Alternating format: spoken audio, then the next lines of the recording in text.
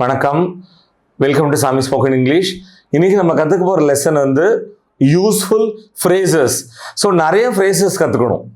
நிறைய ஃப்ரேசஸ் கற்றுண்டாதான் நம்மளால இலக்கண பிழை இல்லாமல் எழுதலாம், அதே மாதிரி சரளமாக இங்கிலீஷ் வந்து பேசவும் செய்யலாம்.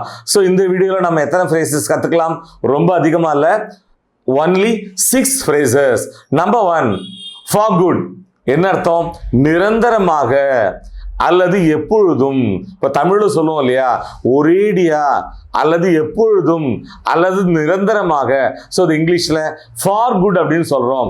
லெட்ஸ் இன் எக்ஸாம்பிள், நான் ஒரேடியா குடிக்கிறத விட்டுட்டேன்.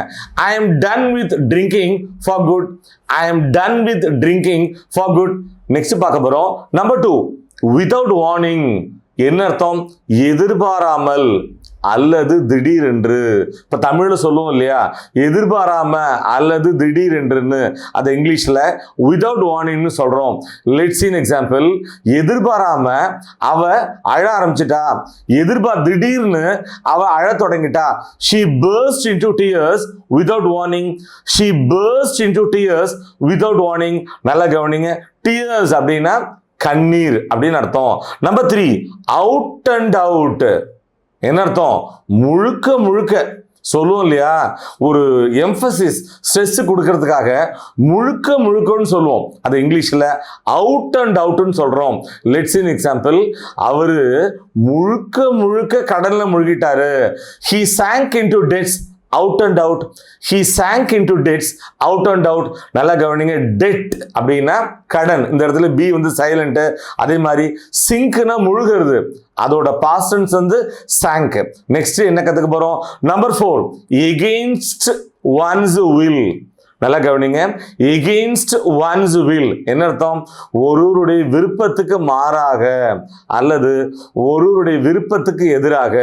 லெட்ஸ் இன் எக்ஸாம்பிள், என்னுடைய விருப்பத்துக்கு மாறாக, என்னுடைய விருப்பத்துக்கு எதிராக என்ன அதை செய்ய சொல்லி கட்டாயப்படுத்தாத, வற்புறுத்தாத. Don't force me to do it against my will. Don't force me to do it against my will. Number 5, on reflection. என்ன அர்த்தம்? மீண்டும் எண்ணி பார்த்தல். சரி, மீண்டும் எண்ணி பார்த்தல்னா என்ன? நம்ம எல்லாரும் இதை செய்வோம். எதை? ஏதாவது ஒரு விஷயத்த செஞ்சிருவோம். செஞ்சு முடிச்ச உடனே அது இப்படி செஞ்சிருக்கலாமோ, அப்படி செஞ்சிருக்கலாமோ அப்படின்னு எண்ணி பார்ப்போம். அதைத்தான் ஆன் ரிஃப்ளெக்ஷன் அப்படிங்கிற ஃப்ரேஸ் வந்து குறிக்குது. லெட்ஸ் இன் எக்ஸாம்பிள், மீண்டும் எண்ணி பார்த்ததுல நான் செஞ்சது தப்புதான்னு நான் ஒத்துக்கிட்டேன். On reflection I admitted I was wrong. On reflection I admitted I was wrong. So இந்த லெசனோட லாஸ்ட் லெக்குக்கு வந்துட்டோம். Number 6, on a whim. என்ன அர்த்தம்? ஒரு திடீர் யோசனை அல்லது ஒரு திடீர்னு ஒரு ஆசை. நல்லா கவனிங்க, தமிழில் ஒரு பிளான்லாம் பண்ணியிருக்க மாட்டோம். திடீர்னு நமக்கு ஒரு யோசனை வரும், கையில் பணம் கூட இருக்காது, திடீர்னு ஒரு ஆசை வரும். அதை தான் இங்கிலீஷில் ஆன் அ விம் அப்படின்னு சொல்கிறோம். லெட்ஸ் இன் எக்ஸாம்பிள், அவர் கொஞ்சம் கூட யோசிக்காம திடீர்னு வந்து ஏதோ ஒரு யோசனையில் தன்னுடைய வேலையை விட்டுட்டாரு. he quit his job on a whim. he quit his job on a whim. இன்னொரு எக்ஸாம்பிள் பார்க்கலாம்.